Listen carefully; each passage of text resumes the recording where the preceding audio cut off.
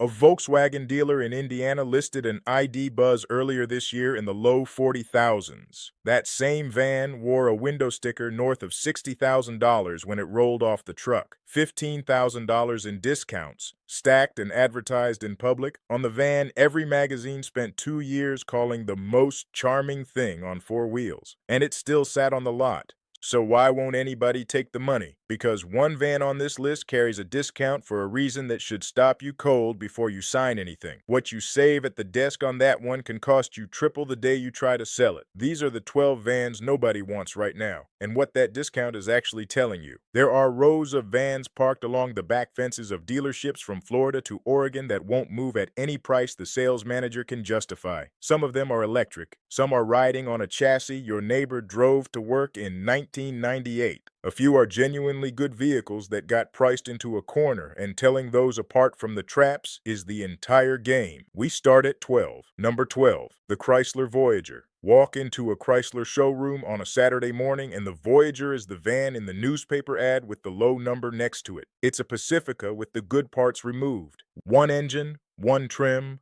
cloth seats, and a features list built for the rental counter at the airport in Orlando rather than for a driveway in Ohio. Chrysler has kept it alive as a price leader, and rental fleets have bought them by the truckload. That fleet volume is exactly why a retail buyer should be careful with it. Those same vans come off rental duty 2 and 3 years later and land in the used market all at once. All in white and silver, all with the same equipment, all hitting the auction lanes in the same month. That flood sets the used price for your van too, whether you bought yours new or not. So the discount on a Voyager tends to be small because the price was already low. The depreciation is steep because the used lots are full of its twins. Run the numbers and it gets awkward for the new one. A 2-year-old Pacifica touring with the same V6 and better equipment often lands at a lower monthly payment than a brand new Voyager. Same seats, same drivetrain, thousands less. The next one has been on sale so long that its original buyers have retired. Number 11, the Chevrolet Express and its twin, the GMC Savannah. This van's basic architecture goes back to the middle of the 1990s, not the styling, the bones.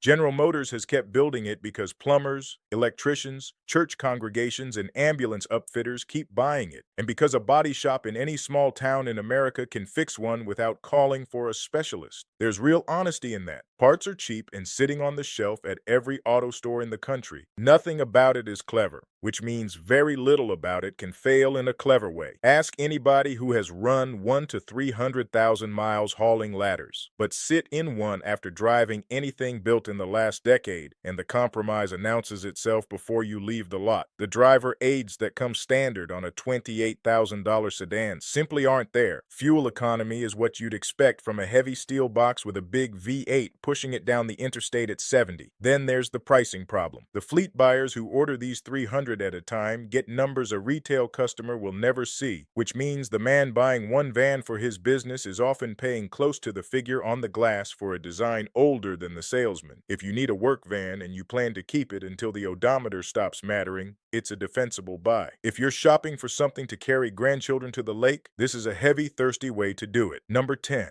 the Ram ProMaster in gasoline form. The tall, boxy one. The front-wheel drive one. The one with the load floor so low you can step in without ducking your head. Delivery companies loved that layout, and so did the van conversion crowd during the years when every social feed was full of people fitting beds and cabinets into cargo vans in their driveways. That conversion demand has cooled considerably. The dealers who stocked up on high-roof, long-wheelbase examples are now sitting on exactly the configuration that fewest buyers want, and discounts of several $1,000s plus subsidized financing show up on leftovers regularly. The trouble arrives on the back end. ProMaster resale has never been strong, and a big cargo van in an unusual configuration is a slow sale in the used market too. A business that plans to run one for 8 years and hand it to a scrapyard will do just fine. Somebody planning to convert one, use Use it for 3 summers and sell it should look hard at what 3-year-old Pro Masters are actually fetching before they get excited about a discount today. Everything so far has just been slow. From here, the sales figures stop being slow and start being genuinely alarming, and somewhere in the next few numbers is the van I warned you about at the top. Number 9, the Ford E-Transit. Ford's electric cargo van sold 293 units in the second quarter of this year across the entire United States. That's down roughly 30% from the same 3 months a year earlier. For scale, Ford will move that many gasoline transits before lunch. Fleet managers ran the numbers and walked away. The E-Transit gives up payload to battery weight, so a van bought to carry things carries less of them. Usable range sits well under 200 miles once the van is loaded, and installing chargers at a depot isn't a purchase. It's a construction project, with a construction project's invoice and a utility company's timeline attached. Take away the federal incentive, and that spreadsheet stopped working almost overnight. The discounts are heavy and stackable, especially through commercial channels. For one specific person, the electrician doing 40 miles a day around Phoenix who can charge in his own shop overnight, the running cost genuinely is a fraction of the gas van. That guy should buy one. For everyone else, particularly anyone thinking about buying a used one in 4 years, the resale question has no comfortable answer yet. The next van has the opposite problem. Ford builds a good one, and almost nobody is allowed to need it. Number 8, the Ford Transit passenger wagon. This is the 15-passenger version. The high-roof shuttle you see idling outside a church on Sunday morning, or hauling a college team to a tournament 3 states away. The problem is arithmetic. A well-equipped passenger transit commonly transacts somewhere between $50,000 and $70,000, and the number of private buyers who need 15 seats is very close to zero. So dealers order them for the institutional buyers. When a congregation delays a purchase or a shuttle company holds off another year, that wagon sits at the back of the lot in the weather with a film of pollen on the windshield. The discounts get real. What doesn't change is the running cost. 6 tires instead of 4, commercial insurance rates, and a roofline too tall for most parking garages in downtown Chicago or anywhere else with a low concrete beam and a yellow warning bar. Buy one only if you genuinely have people to put in it. Otherwise, you're buying a school bus with better cup holders. Number 7, the Mercedes-Benz E-Sprinter. 315 of them found buyers in the whole country over 3 months. Pricing runs from roughly $69,000 into the mid-80s depending on configuration. Payload drops somewhere between 30 and 45% compared to the diesel Sprinter, because the battery pack under the floor weighs what it weighs and physics doesn't negotiate. Fleet testers consistently rate it the most refined electric van on the market. Quiet cabin, excellent ride, the sort of van an executive shuttle service in Manhattan would be proud to pull up in outside a hotel. None of that solves the core problem. A business buying a van is buying capacity, and this one costs more while carrying less. Discounts exist, so does a resale market with almost no history and almost no buyers waiting in it. Anybody considering one should plan to keep it for its entire service life, because there's nobody standing behind you to take it off your hands. Its diesel cousin is the opposite case, and it's the strongest negotiating position on this entire list. Number 6. The Mercedes-Benz Sprinter Crew van. Here's where I need to explain one number, because it makes everything else on this list make sense. Dealers track something called market day supply, a measurement popularized by Cox Automotive's V-Auto division and published monthly by outfits like CarEdge. It counts how many days it would take to sell every one of those vans sitting on lots at the current pace. 60 days is healthy. That's a lot that's turning over, and the sales manager has no reason to bargain with you. Once a model crosses 120 days, the mood in the store changes because the dealership is borrowing money against that inventory. Every van in that back row is charging the store interest every single day, sitting still in the rain. The Sprinter Crew van has been carrying roughly 366 days of supply on a van that starts around $53,800. At the current pace, it would take dealers more than a year to clear the ones already built. And the van itself is serious equipment. Contractors across Europe run these to hundreds of thousands of miles. The crew configuration, with a second row of seats behind the driver and cargo space behind that, is the most useful van layout most people never consider. But the price scares off retail buyers,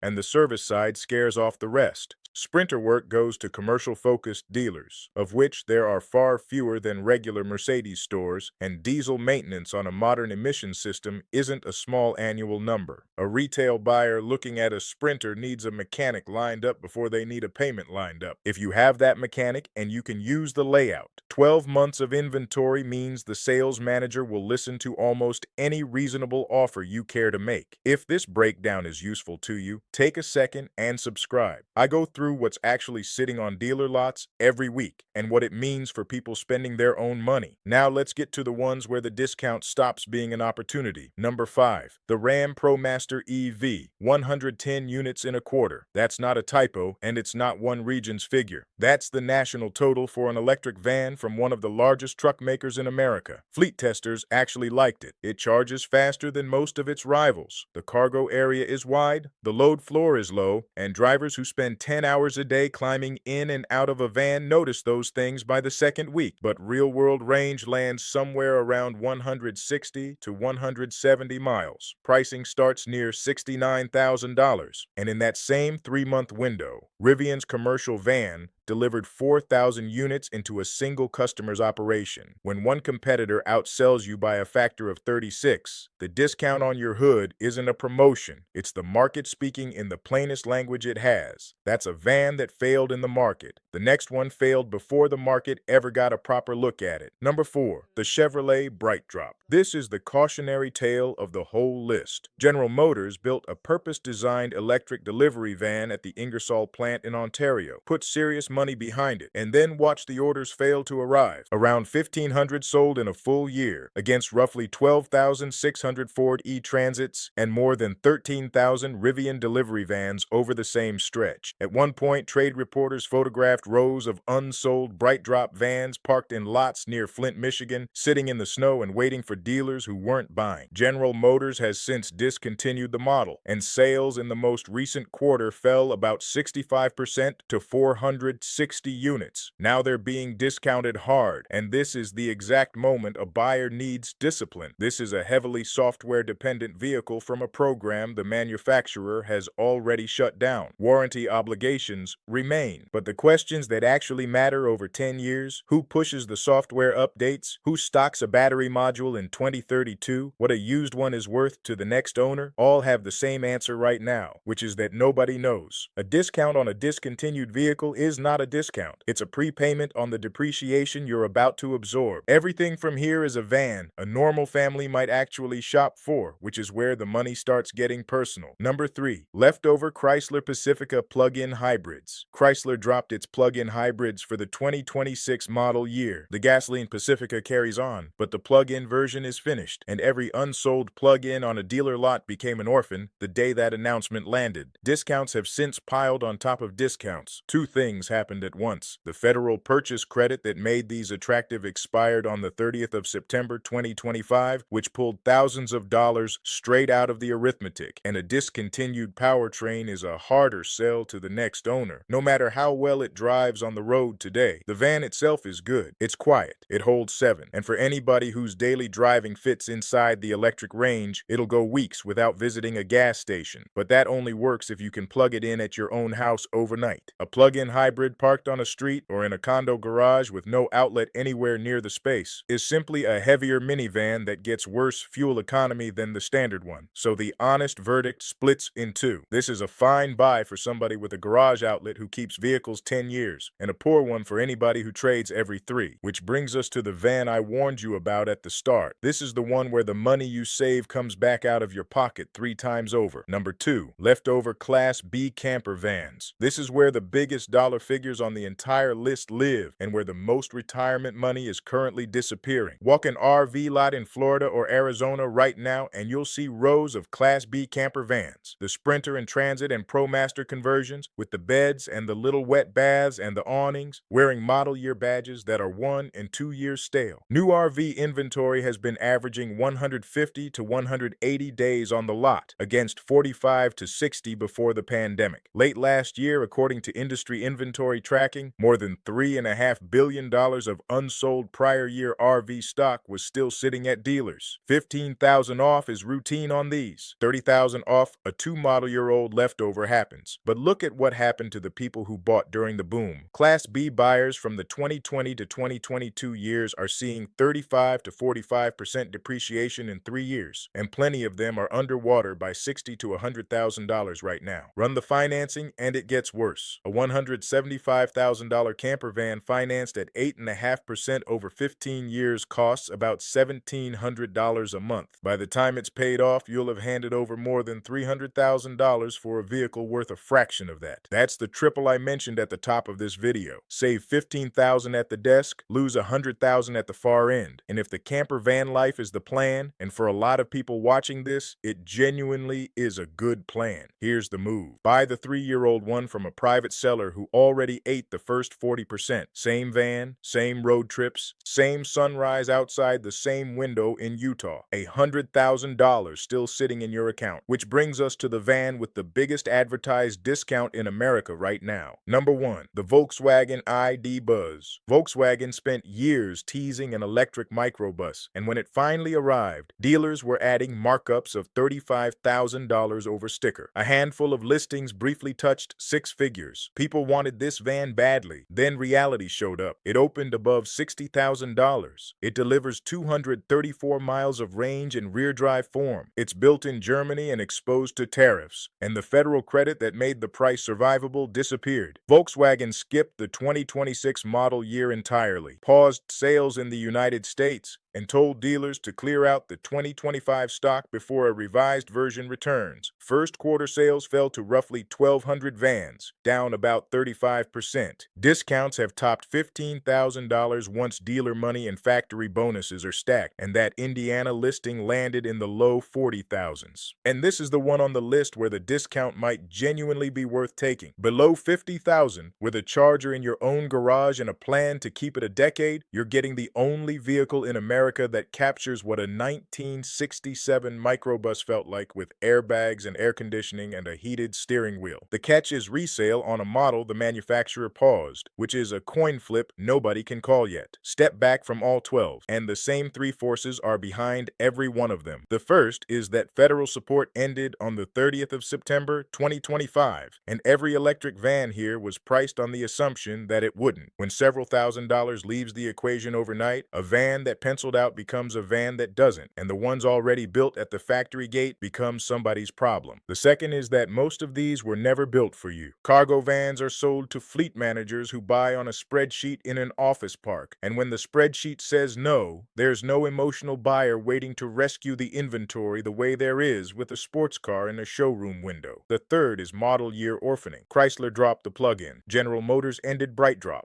Volkswagen skipped a year. Each of those decisions stranded vans on lots, and each of those vans now carries a discount that reflects the manufacturer's retreat rather than the vehicle's quality. So before you sign anything on a discounted van, do 5 things. Ask how many days that specific unit has been on the lot, and watch the salesman's face while he looks it up. Ask whether the model has a next model year coming, and get the answer in writing if you can. Look up what a 3-year-old example of that same van is selling for today, because that number is your future, not the sticker in the window. Get the out-the-door figure on paper before anybody says the word financing, and price the insurance and a full set of tires before you commit, because on a heavy van, both of those are bigger numbers than most people expect. A discount tells you what the market already knows. Your job is to work out whether the market's reason applies to you. So now you know which 12 vans are sitting, why they're sitting, and which 2 or 3 are worth a serious offer this month. Next week, I'm breaking down the opposite list. The vehicles holding their value so well that dealers won't move a dollar, and what that tells you about where to put your money instead. Subscribe so you catch it.